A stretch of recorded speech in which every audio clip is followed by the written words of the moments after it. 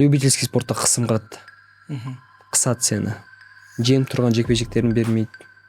Жас балаларды сындырады, былай айтқанда губить етеді. Сен расымен де Сұлтан Заурбектің інісісің бе, қалай? Тараздан, былай айтқанда әжем жерлеп, прямой жекпе-жекке келдім. Ол жақта 2 жыл. Либо көше, либо спорт.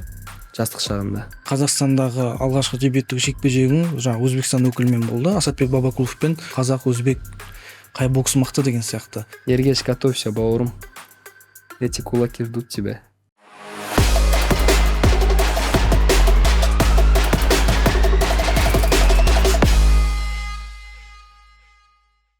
Ассалаумағалейкум баршаңызға, құрметті Pulse Fighting YouTube арнасының көрермендері. Бұл спорт пульстің кезекті жобасы.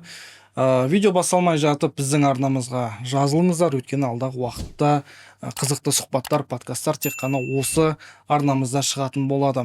Ал бүгінгі біздің студиямызда қонақта қазақстандық кәсіпқой боксшы Тараздың жігіті Сарасбек Ерсұлтан, кәсіпқой бокста 5-0 деген рекордқа ие.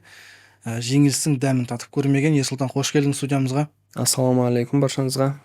Рахмет Айнат шақырғандарына.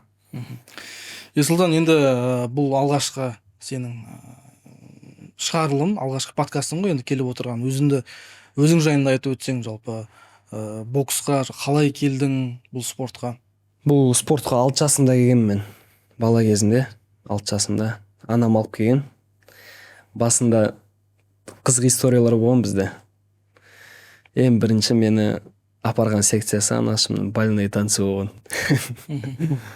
Ояқтан жылап, бармайым, қатыспайым деп. Өйткені мен, Таразда бокс сарайына қарама-қарсы тұратынмын. Бокс мектебіне қарама-қарсы. Боксқа барам деп жыладық, не істедік. Ақыр соңында апарды. Аллаға шүкір, соның арқасында қазір осындай недеміз. Таразда өстік, 5-ші сыныпқа дейін. Хулиган болдық. 3 мектеп ауыстырдық. Детский колонияға жібереміз деген соң Астанаға көштік қой. Анашымның айтуы бойынша. Сөйтіп Астанаға апарып спорт школаға берді. Спорт школа тәрбиеледі ғой бізді. Енді жаңа айтып жатсың ғой, кішкентай кезімізде тентек болдық деп. Негізі Таразда сондай көп сияқты, Өте көп. Таразда өте көп. Сен ол жақта 2 жыл. Либо көше, либо спорт. Жастық шағында. Көп жігіттер соны дұрыс түсінбей, көше жағына кетіп қалып жатады.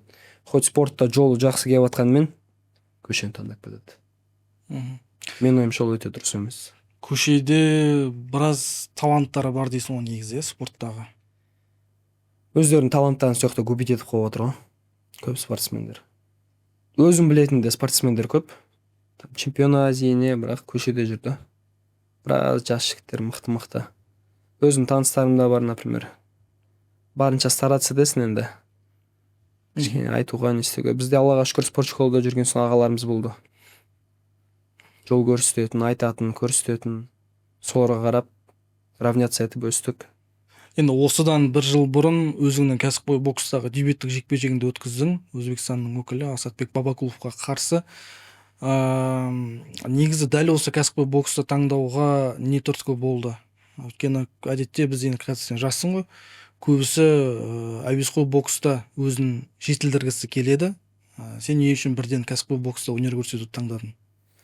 17 жасқа дейін любительский бокста бокстастық. Ол жақта жетістік қатты мықты болған жоқ. Шыны керек көбісі біледі. Бірақ чемпионат Қазақстан болсын, отбор Азия бәріне қатыстық. Отборлардың бәрін жеңдік, Аллаға шүкір. Алматы қаласының, Астана қаласының чемпионы болдық.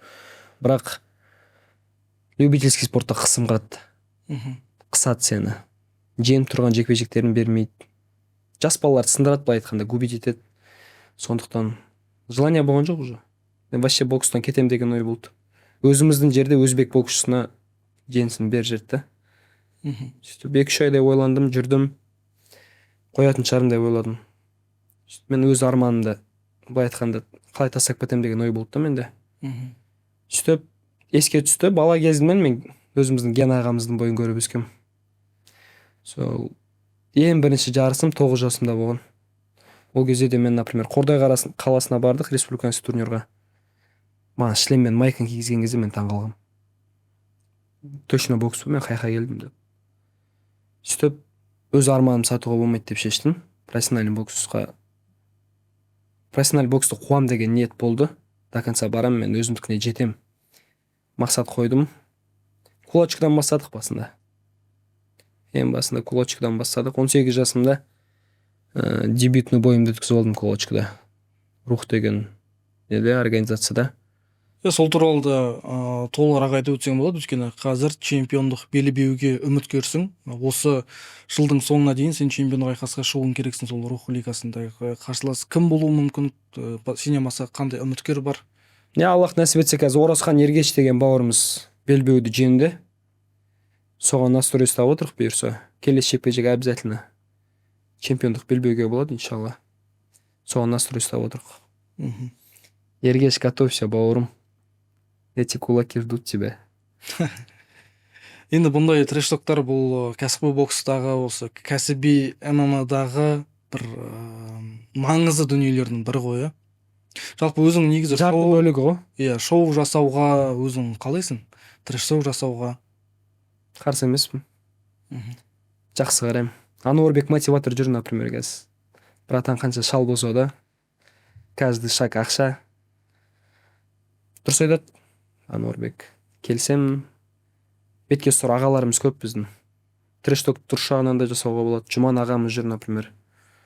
Таза бетке сұр ағаларымыздың бірі ғой. Енді мынау еліміздегі кәсіби бокс жайында не айтасың? Өйткені қазір промоутерлік компаниялар, менеджерлік компаниялар саусақпен санарлық өте аз. Менеджерің, промоутерің бар ма қазіргі таңда? Менеджерім, промоутерім бар, Аллаға шүкір. Профессиональный бокс бізде Қазақстанда былай айтқанда енді дамып келе жатыр. Өйткені оның бірі былай айтқанда менеджерлік компания Назар менеджмент деген ашылуда. Аллах нәсіп етсе, үлесімізді қосып отырық. Ашылды емес, ашылды. Иә, Назар менеджмент деген компания ашылды.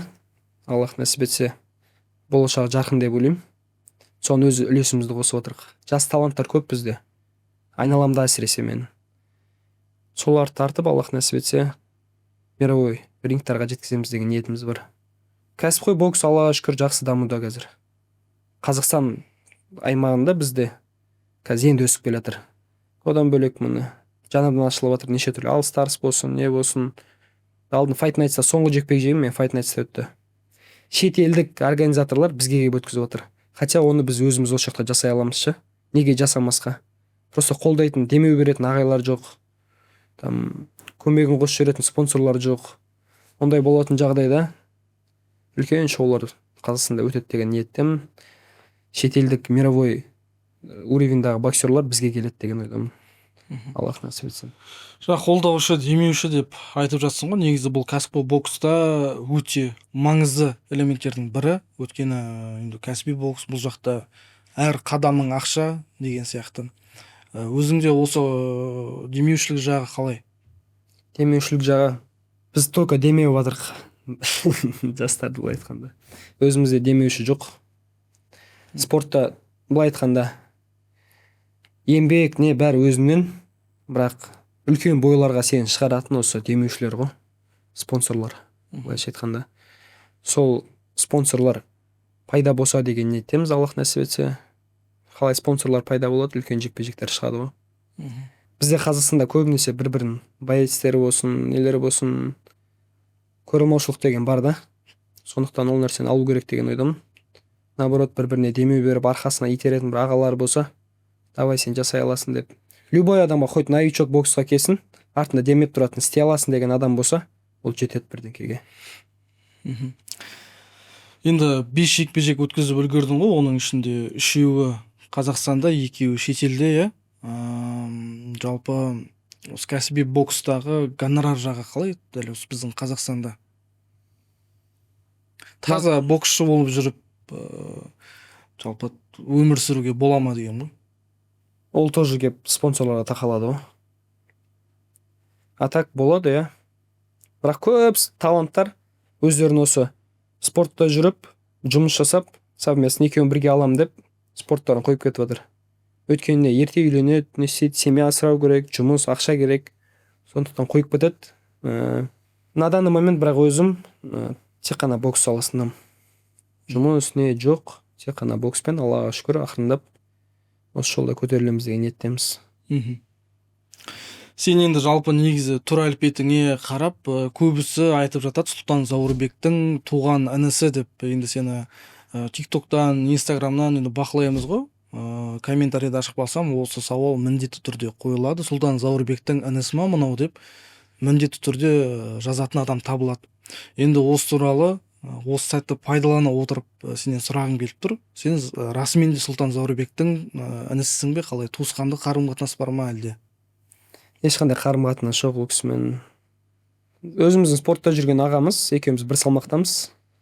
Ол кісіге былай айтқанда тоже бетке ұстар азаматтардың бірі, қарап үлгі алатын. Бірақ может білмеймін, шаш келбетімізге может түріміз ұқсайтын шығар, елдердің бәрі ұқсатады. А так прическаға келетін болсақ, бала кезімнен мен қанша 3-ші классым айдың осы шашым болған. Артында айдар шаш дейді. Ешқандай туыстық қарым-қатынас не жоқ. Ток үлгі алатын аға былай айтқанда. Бетке ұстар азаматтардың бірі. Жалпы бокста кумирің бар ма? Бар.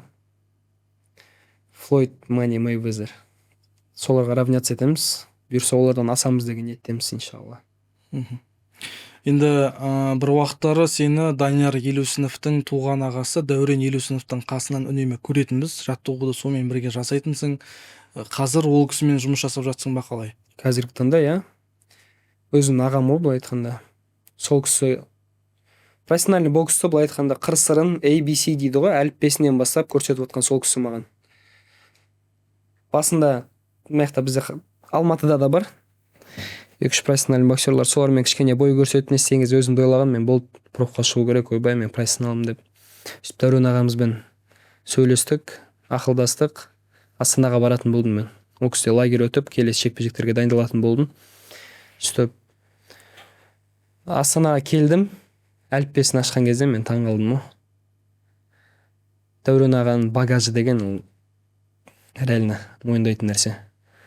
Елшат ағамыз бар қазір, сол кісінің қолында дайындалып жатқан. Нығметолла.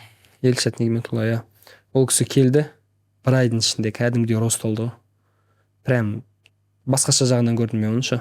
Алматыда жүрген кезінде мен ондай рост көрмегенмін Елшат ағада.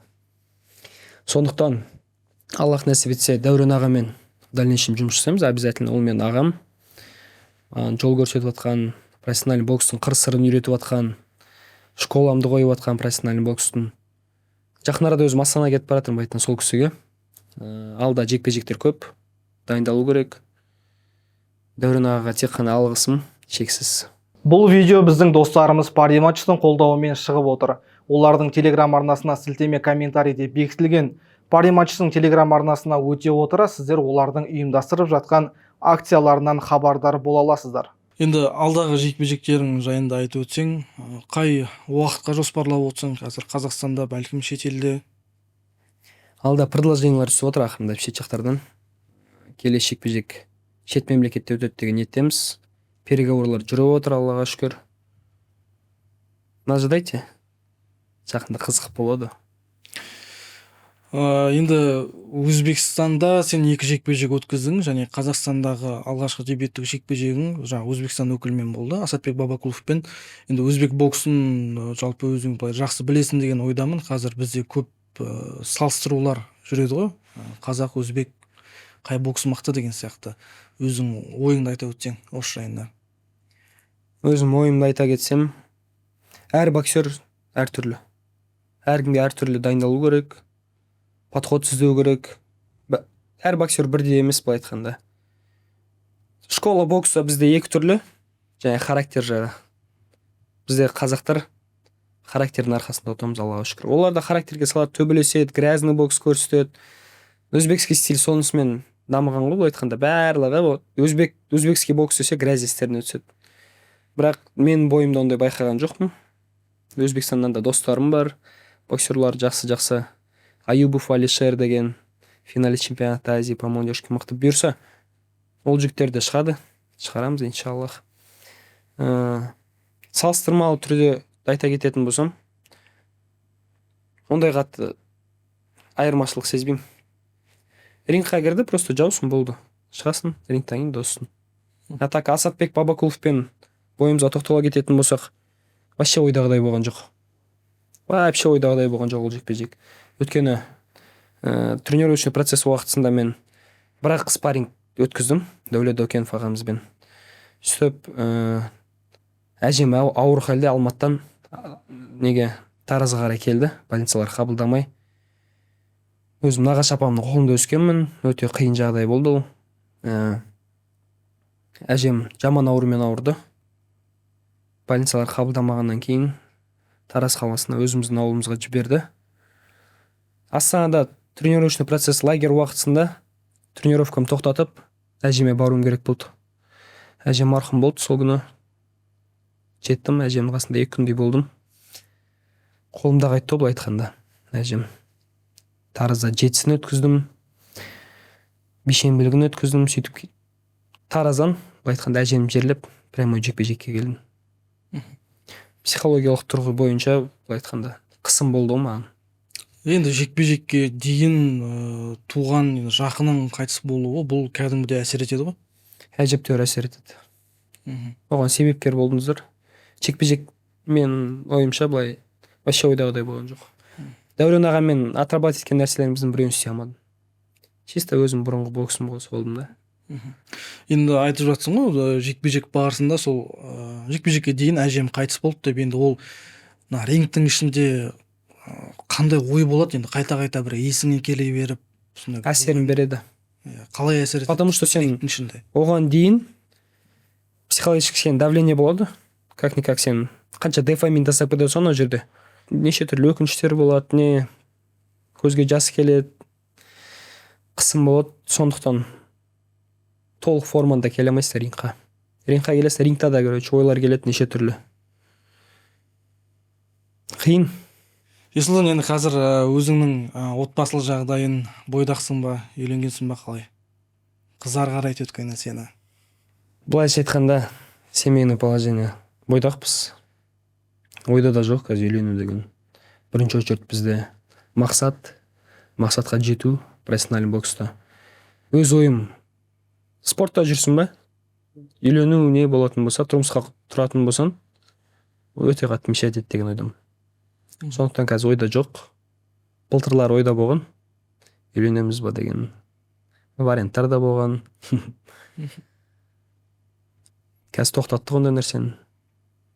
Перепискада да жоқ қазір қыздарша. Потому что ол нәрсе бізге керек емес. Тек қана алға. Мақсат бар, мақсатқа жету керек. Енді өзің сияқты артынан еріп келе жатқан жас боксшылар бар. Оларға қандай кеңес айтар едің?